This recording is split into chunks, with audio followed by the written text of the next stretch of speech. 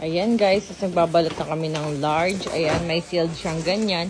And dito naman guys, may additional sealed pa ulit. So, ayan, super safe talaga. So, ayan, dito sa area na to, yung mga buo na box. Tapos, ayan, nagbubuo pa sila ng mga kahon.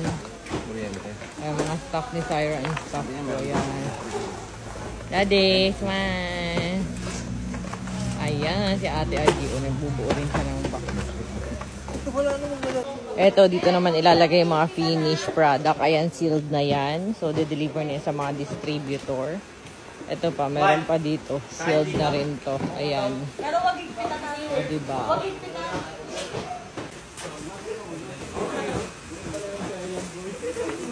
Andon? Island boy! Ayan, tuloy ka dito. Nice! Pa! Island boy! Island boy! So, ayan guys, magto 12 AM na at nilalagay na namin yung mga sobra. Bukas na yan isi-ship.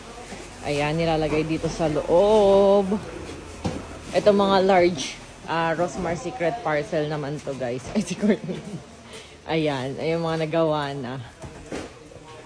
Ayan, marami naman yan guys. Na-ship na kasi yung iba. Ayan, for the ano na dito sa warehouse, ang kalat sobra.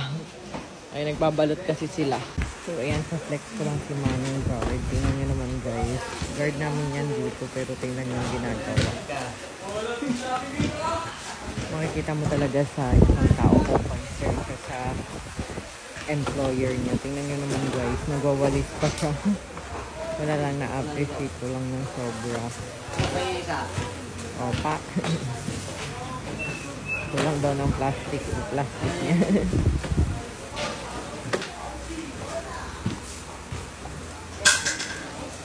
Diba, nababalot din siya ng Rosmar Secret parcel.